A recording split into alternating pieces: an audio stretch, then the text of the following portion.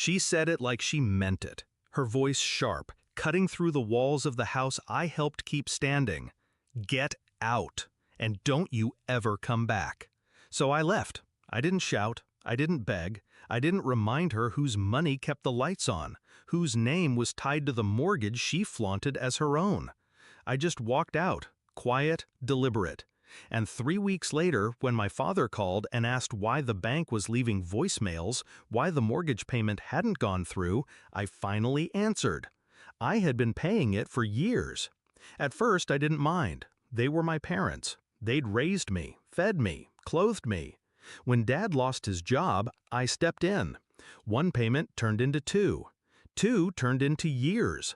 It became routine, me covering what they couldn't. They never thanked me, not once. Instead, Mom treated it like a debt I owed her for being born. We gave you life. The least you can do is help us keep the house. I believed her. For too long, I believed her. The breaking point wasn't sudden. It built slowly, like rot in the walls. I'd come home from 12-hour shifts to find her in my room, rifling through drawers, mocking me for the things I bought with the scraps I saved.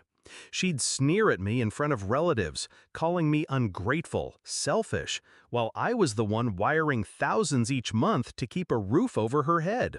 Still, I stayed quiet. Still, I kept paying. Until that night. She didn't just tell me to leave. She spat it at me, like I was nothing, like I wasn't the reason the roof didn't collapse on her head years ago. I looked at her and realized she didn't see me as her child anymore. She saw me as a resource, a checkbook with legs. So when she told me to get out and never come back, I decided to take her at her word. I called the bank the next morning, canceled the automatic transfer, froze the joint account. For the first time in years, the house was theirs to carry. I waited. At first, the silence was satisfying. No texts, no voicemails, just peace. Then came the calls. First from my father, voice tight but polite, then desperate, then angry. He demanded answers, demanded money. He said I was abandoning my family, but they abandoned me first. The confrontation came in the driveway. He'd shown up at the small apartment I'd rented after leaving. His shirt was wrinkled, his face drawn, eyes full of panic. "Why'd you stop paying the mortgage?" he asked, as if he didn't already know. I let him stew in the silence for a moment, let him feel the weight of the question he should have asked years ago. Then I said it, calm and clear. "Because you told me to leave, and when I left, I took my money with me." His face collapsed. It wasn't anger this time, it was realization. The house of cards they'd built on my paycheck was crumbling.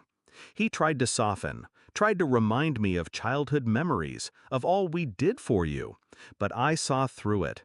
It wasn't love, it was survival. They'd treated me like a stranger in my own home, and now I was one. The fallout came fast. Within 2 months, the bank letters turned into foreclosure warnings. The neighbors whispered.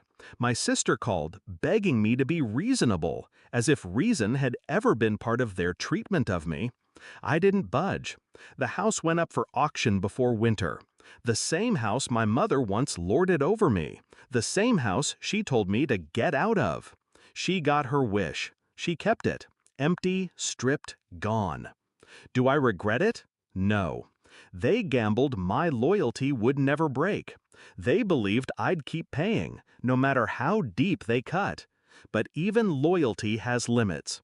And the day my mother screamed, "Get out and never come back," she drew the line for me. I simply walked across it and left them to drown in the silence they created. Now, when my phone rings and their number flashes, I don't pick up. I don't owe them answers anymore. Because the truth is simple, I didn't abandon them. They abandoned me the moment they forgot respect comes before sacrifice. And I made sure they'd never forget it again.